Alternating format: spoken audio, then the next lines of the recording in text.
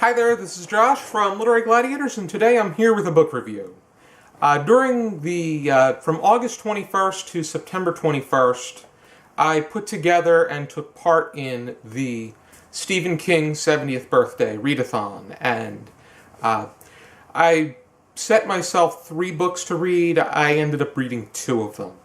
It was a really busy month with everything going on, and also getting Season 6 ready. But I had a good time reading what I put my mind to read, and instead of doing a wrap-up, I'm just going to do 2 separate reviews, because it just so happens that I have never reviewed a Stephen King book on the Literary Gladiators channel. I have written reviews on Barnes & Noble, Amazon, and I've also talked about it on my blog. And Charlie did a review of Carrie sometime last year. But I wanted to review a Stephen King book. The book that I'm going to be reviewing in this video is Salem's Lot, which is his second novel, released in 1975, and is somewhat of a response to Dracula. To some extent, it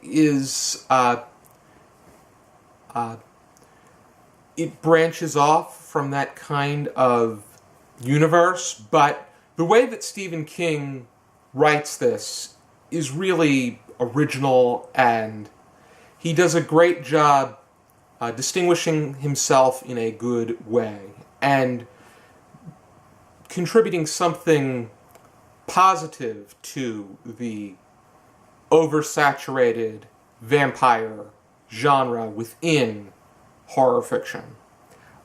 I first read Salem's Lot back in 8th grade. It was the second book that I read that year. We were assigned Stephen King books to read during our novel reading class. The first one I read was The Girl Who Loved Tom Gordon, which was not one of my favorites. But Salem's Lot, I read it back then, and it really didn't resonate with me. 10 to 11 years later, because I started reading this last year before I took part in reading books and works from Nobel Prize winning authors. But I went back to this one and buddy read it with Jesi, who is new to the channel. She did 2 haul videos and was with us at the Book Garden meetup. But both of us had a great time reading this, and for those that are not familiar with the plot, Salem's Lot has to do with an author named Ben Mears who comes to Jerusalem's Lot, which technically, if you see the title, the reason that there is an apostrophe in front of Salem is because they are simply shortening Jerusalem's Lot. And Ben Mears has come to Jerusalem's Lot because he is looking to do research on monstrous outbreak that took place within this town years ago. And Mears has written novels such as Conway's Daughter and Air Dance. And while he's here, he is living in a boarding house operated by Ava Miller. He befriends a teacher named Matt Burke, and he falls for a young woman by the name of Susan Norton. Susan Norton's parents aren't very fond of him, but Susan falls for him, and their their admiration for one another becomes mutual. But the monstrous outbreak that took place a while back is beginning to show itself again with Ralphie Glick's disappearance, and then his brother Danny, who was with him, really responds in a shocked and sickly manner that proves to be deadly. But Ben Mears is now in a position where he has to team up with other people, including Father Callahan and Mark Petrie, and they have to look for and take down the monstrous force at hand, which just so happens that the suspicion lies on two people that are buying a house in Jerusalem's lot. There's Barlow and Stracker, which it's really coincidental because you have in Dracula the book and in its original adaptation Nosferatu from 1922, Dracula, or Count Orlok, is they're purchasing a house in a regular town and selling their castle in the process.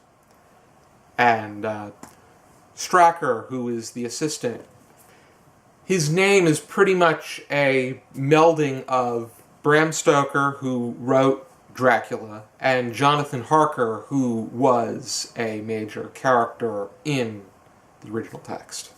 I'm really glad that I read this a second time because I developed a greater understanding, and I really liked how well it was written.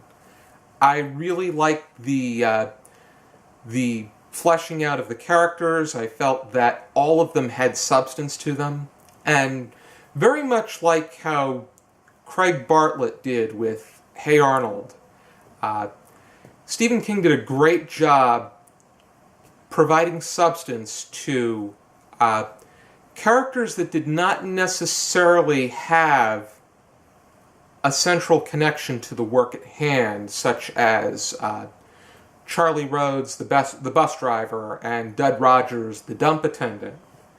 But they still had the ability to possess an important part in the story. My only gripe is the fact that, despite the fact that the narrator was clearly an overseeing narrator, this overseeing narrator had the tendency to withhold information from the reader. I think there were ways that they could have that things could have been tied up here and there. I think there are reasons where it makes sense to leave something open-ended, but I think there were moments where things could have had a more smoother conclusion. I think that in a way it's completely understandable, but in other instances it's a little bit annoying. I know that Father Callahan does make another appearance in the Dark Tower series, which Stephen King is known for having his characters appear in other works and having his works intertwined with one another. I rated it 4 out of 5. I thought it was a good read, and I would highly recommend it, especially for somebody looking for something good and original in the vampire genre within the horror genre.